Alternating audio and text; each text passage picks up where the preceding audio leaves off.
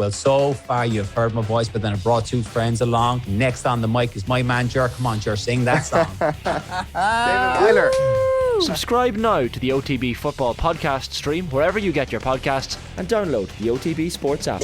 Football on Off the Ball. With Paddy Power's Save Our Game. Is your bookie giving you jack? Then you haven't tried Paddy Power. Gamble responsibly. Gamblingcare.ie. All right, you're welcome along. It is a special football show because John Giles is back with us on this Thursday evening. How are you keeping, John? I'm okay, Nathan. And yourself? Yeah, not too bad. Hanging in there. So we've only had a couple of weeks since the end of the Euros, and we've only got a couple of weeks, just over 2 weeks, incredibly, till the start of the new Premier League season.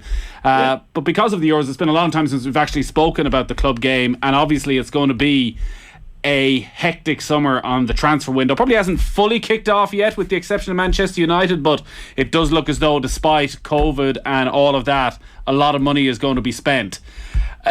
What Manchester United are doing, firstly, a new contract for 3 years for Ole Gunnar Solskjaer, but also getting in early with the signing of Jadon Sancho completed, and also this week the signing of Rafael Varane, a multiple Champions League winner, a World Cup winner, a 28-year-old who still looks as though he might be at the top of his game. It feels like it's already turning into a very good transfer window for United.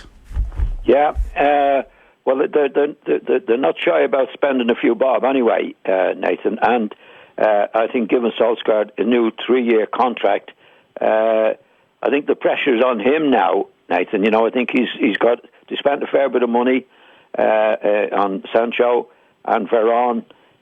So I think he'd be expected to win something, one of the major trophies this year, Nathan. And that depends now. Honestly, like we keep going back to Pogba with Manchester United. Like, it's still the problem, if you could call it a problem, Nathan. Like, he hasn't extended his contract. There's still talk about whether he will go or whether he will stay.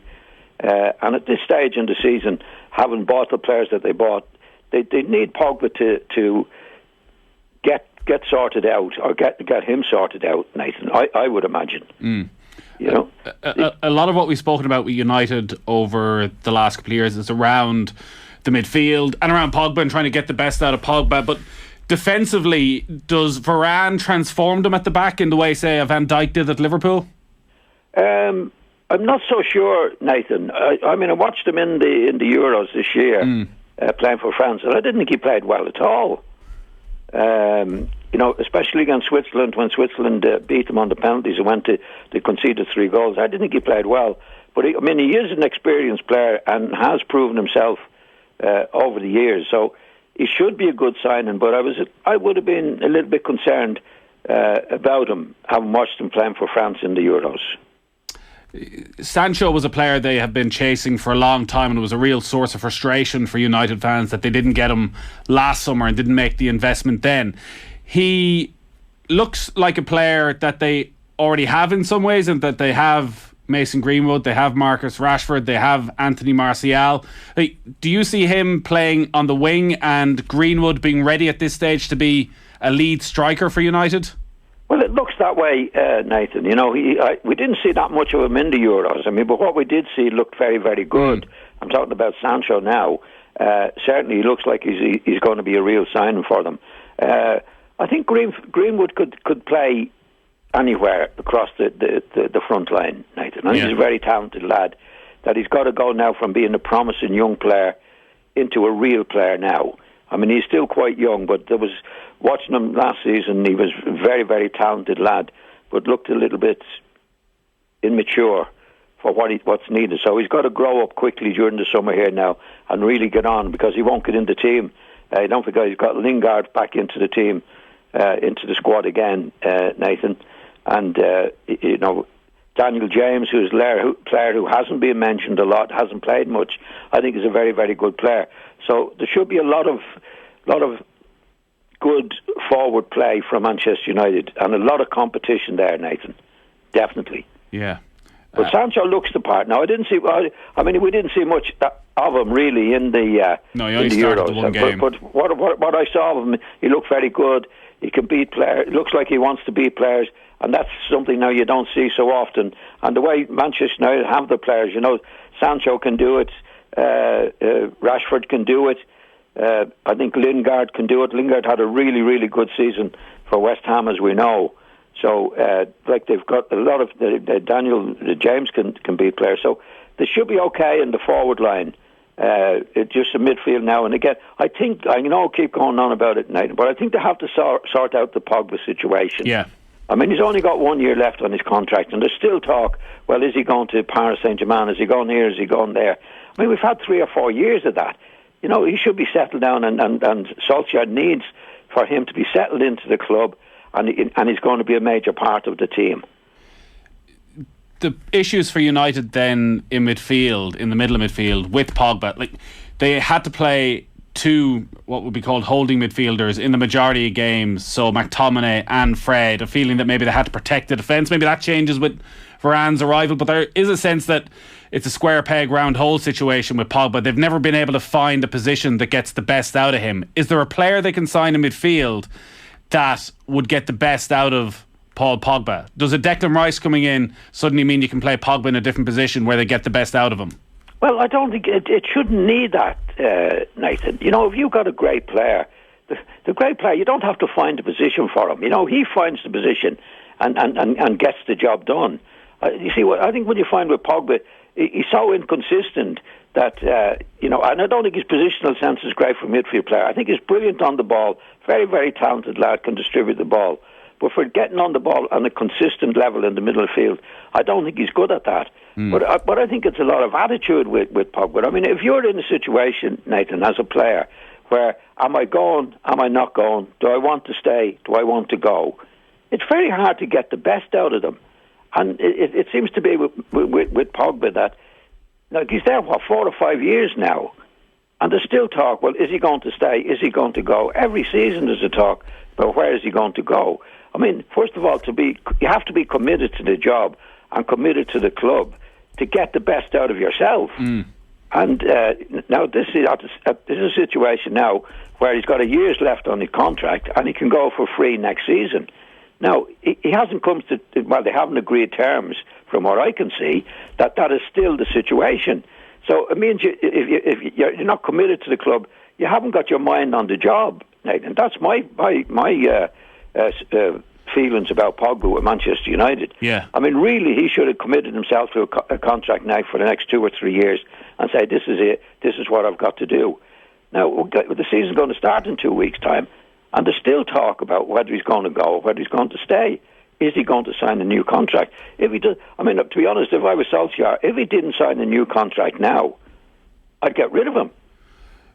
Because Nathan, if it comes to the Christmas time, he can actually sign for the club at Christmas, and having to stay Old Trafford for another few months. You can't be committed to the job. And when you got players now that are bringing in and players around who are terrific players, I mean, what are they going to think of somebody who's in that situation? That's how you build a team spirit. But it's very difficult to build a team spirit if one of your best players, or one of the players is regarded as one of your best players, doesn't know whether he's going to stay at the club or not.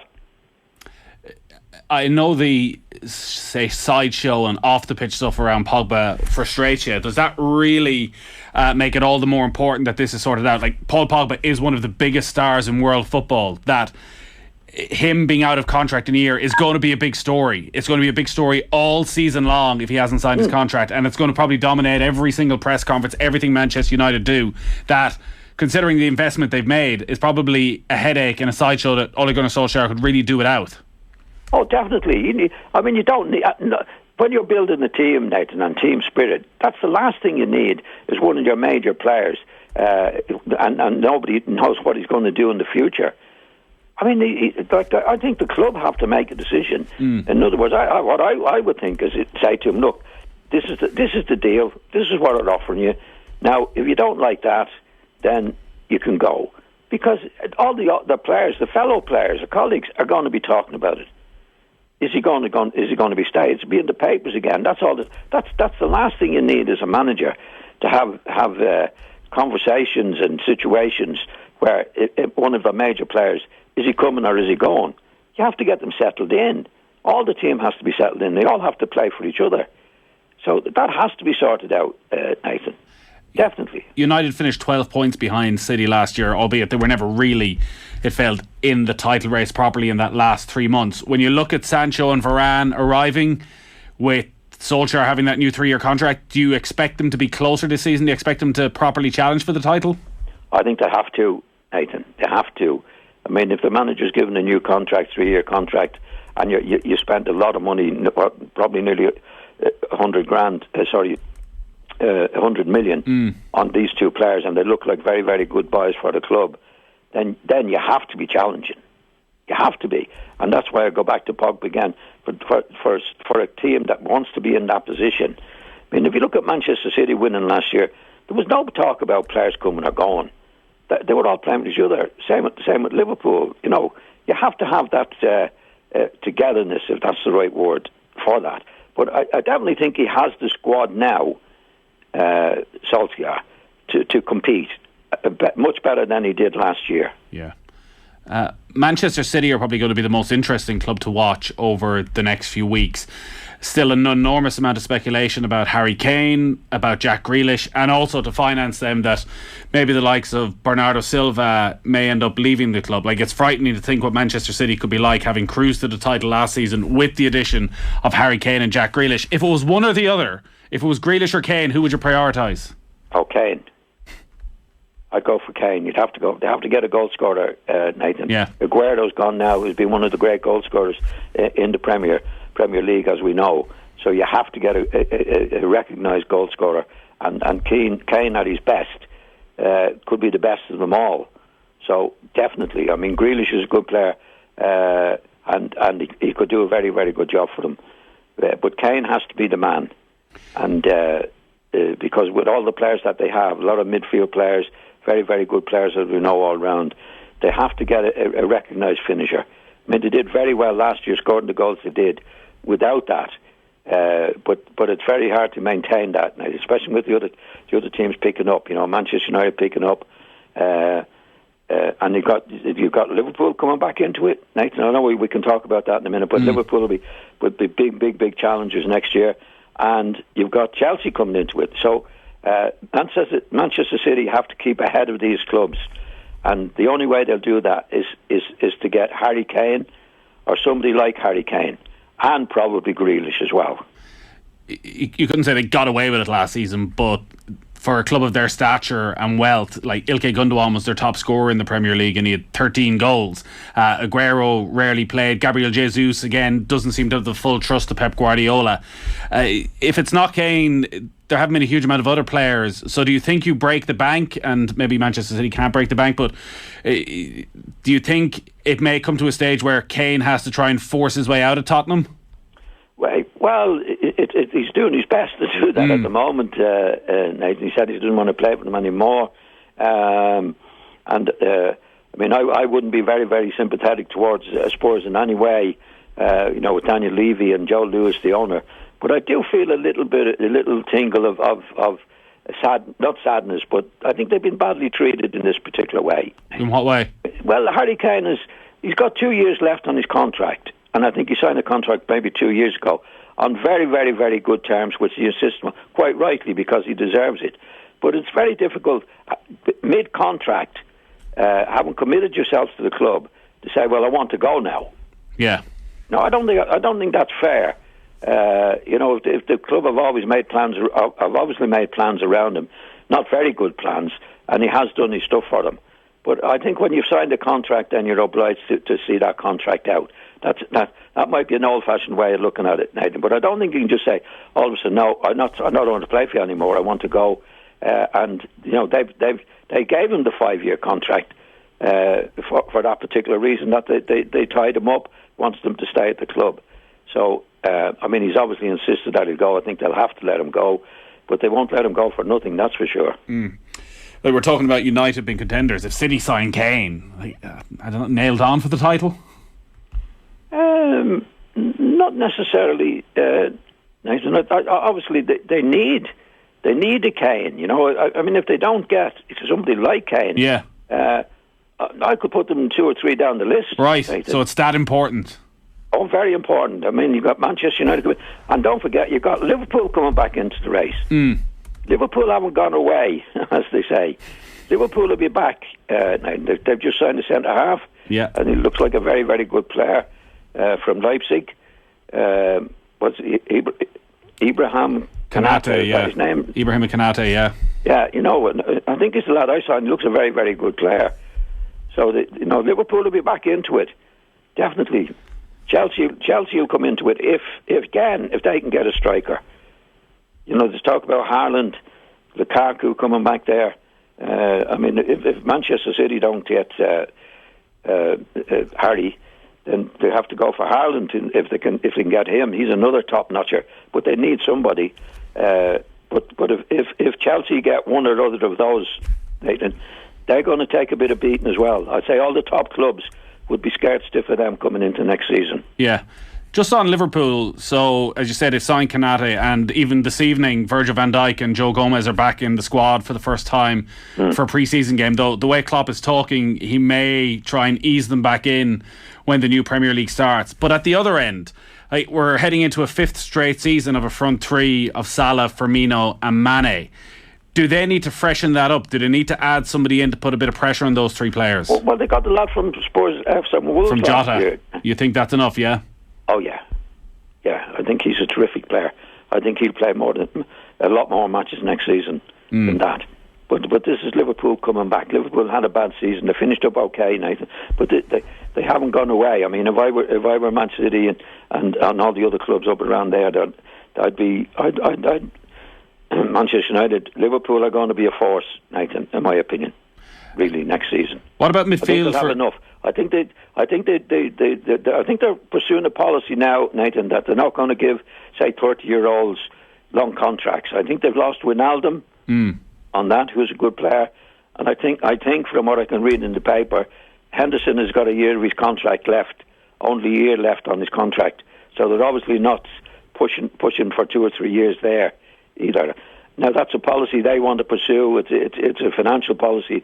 I wouldn't agree with it necessarily as a for the player's point of view, because somebody at 32, 33 can be invaluable to a club, and Henderson has been that man. So we'll have to wait and see what. But I think Liverpool will be back as certainly one of the favourites.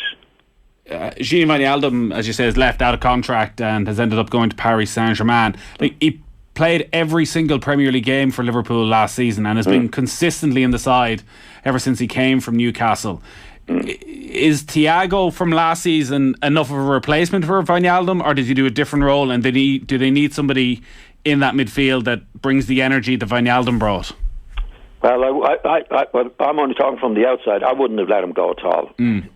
For the sake of signing for 2 or 3 years. I mean, he's only 30. But it seems to be a policy now, and some clubs do that, particularly Americans in America, that if somebody is a certain age, 30 particularly, then you're not going to give them a long-term future. But I don't think that works out all the time. Well, it very seldom works out all the time. If these lads are fit enough, they can only get better. I mean, if you put that rule on Messi, for example, he'd have been gone 4 years ago. Yeah. Right? It depends on the individual. I mean, if some lads get to 30 and they look 35, but looking at Wijnaldum, for example, last year, he looked as fit as ever he has done in the past, and you're letting him go for nothing. I don't agree with that policy, and I think Henderson might be in the same position next year. But I think Liverpool have a big squad. To get back to the question asked about what's the name of the lad coming in, you say? Thiago obviously came in last summer, and they haven't added a midfielder since Wijnaldum went. Yeah, well, I don't think this lad can take Henderson's place or Wijnaldum's place. Right. So, but Liverpool will be there, Nathan. Liverpool will be there. By the sounds of it, you think that's as much as the players, as much as maybe the personality of the players and the team and the manager? Yeah, I think to be back. They finished okay. They did well to get into the Champions League, as we know. But this was a really, really bad season with injuries and everything else for Liverpool last year. But I think to be back again as they were the previous season to last season, and I think they're a real threat for the Premiership. Chelsea going to be a really interesting team to watch. They're obviously the European champions now, and all the confidence that will come with that. A lot of question marks around, again, their strikers. So Olivier Giroud is gone. Timo Werner is there. It seems as though Tammy Abraham is going to leave as well. Like Werner last season, we all felt a bit sorry for him. A bit of pity for a striker is never what you want for your striker with the amount of chances he missed. The fact he gets himself into positions, John, we might say is a good thing. Has he enough quality to get them in the hunt for a title, or do they need a Kane or Haaland to get to that next level? Well, unless there's a dramatic change in Werner Nathan, from last season, it does happen where, I think it was his first season, getting back into it, he gets a rest in the summer and can come back and do what we know he can do. That's the big gamble now for Chelsea. But I think if Haaland became available, I wouldn't be surprised if Abramovich went for him, to be on the safe side, Nathan. You're on a wing and a prayer, I think, with Werner next season, because is he going to be the nervous guy that we saw this season, or is it the guy we saw before? We don't know.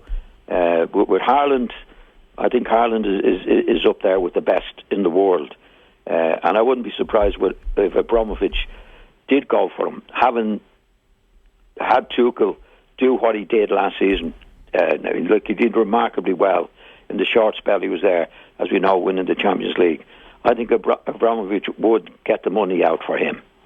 So that's the big thing with Chelsea next year. They have Havertz, Werner, Pulisic. They're good players, but they haven't proven themselves to be the goal scorers that's needed in this particular situation.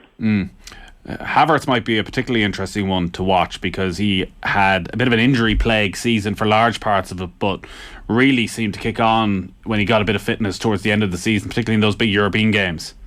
Well, if they do, Nathan, they'll be real. I mean, the Chelsea will frighten the life out of these boys that we regard as the top boys. Really will. I mean, we talk about Manchester United, Liverpool, Manchester City as probably the favourites. But if he gets a goal scorer, or any of these the goal scorers come good, this fella will be there. Anything else that stood out for you in the transfer window so far? Not really. There hasn't been really that much in it, Nathan. There's been. I know we're talking about Grealish and Kane and that. There hasn't been that much big stuff. Yeah. I think Leicester signed a couple of players for what it's worth, and I'm only mentioning them because they're buying of players in recent years has been really, really good. And they brought two youngish lads, I think. Daka and Samore, yeah. So again, that real Leicester way of investing in young players from the continental leagues, almost preparing themselves for selling some of their better players, so they've ready-made replacements.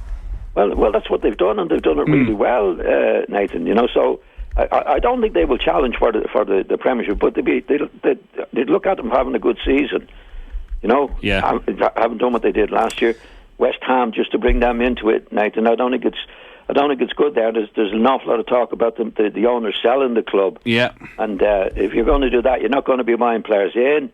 And they've lost Lingard as well back to Manchester United. So I think it's going to be a difficult season for David Moyes. Leeds have got rid of Alioski, the left back. Junior Forkborough's come in from Barcelona, and Jack Harrison has gone on a permanent deal from Manchester City. So you feel with Leeds, it's not almost about the players, it's just about the manager. As long as they keep him, they have got they can really achieve anything. Yeah, I think he bought one player, Nathan, not for an awful lot of money. I don't think they're spending an awful lot of money. But they finished well last season, as we know. But I think to give him a bit of a boost, I think they could have bought a couple of players, Nathan, this year. Because, last year was their first year back. And players, we saw with Sheffield United, it does happen that they play above themselves for that particular season. And then, the novelty wears off. It does happen. And that'll be my only fear for Leeds with Bielsa.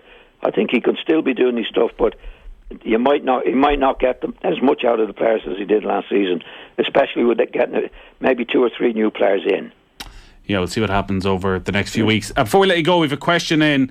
How would you spend the last few weeks of the off-season when you were playing? Would you be on the golf course or would you be in the gym? No, I'd be having a rest, Nathan. I'd play more golf in it. Because we didn't have, like, when I was playing for Leeds and that later on, the close season got shorter and shorter and shorter. when I first started at Manchester United, it was for 3 months. Right. Nathan. I used to see players coming back to be a stone and a half overweight. It wasn't that unusual. And then obviously the European League start. And when I was at Leeds, for example, the most you'd get would be 6 weeks. Okay. So And you needed that, Nathan. You really needed that to really get back into it again. So bit of a holiday, bit of golf. Off you go. Yeah, total relaxation. Yeah. Now they go on golf holidays, and if you're on social media, John, they have their own personal trainers with them while they're on their golf holiday. So if they come back in better shape than they left. Well, to be honest, Nathan, if you're doing it properly, in my day, as you know, that didn't happen. But if you looked after yourself, you didn't need a personal trainer, to be honest. Yeah. You know, that 6 weeks that you had off, you needed to relax. Okay, a bit of golf. And I used to start training a week before I was due back. Okay. Because coming back, and it's really awful. You can feel terrible the first week you're back. You know what I mean? You feel awful. But I used to just do a week for what it's worth coming back. Not overdo it. Just do it to get back in it. But you didn't have that much time to really get out of shape. All right. Not unless you were out boozing every night of the week. I mean, there were some lads who did a fair share of that, and you obviously can get out of shape in 4 or 5 weeks. But generally speaking, if you're playing a bit of golf and had the odd night out, and just relax and get away from the game, it was enough. And you needed it. You definitely needed it. But nowadays, I don't think any player that I came across, I certainly never needed a personal trainer. Yeah.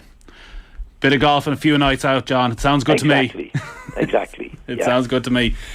Great stuff, John. Thanks as always. We'll talk to you next Thursday. Yeah. Okay, Nathan. Thanks again. Football on Off the Ball. With Paddy Power's Save Our Game. Is your bookie giving you jack? Then you haven't tried Paddy Power. Gamble responsibly. Gamblingcare.ie.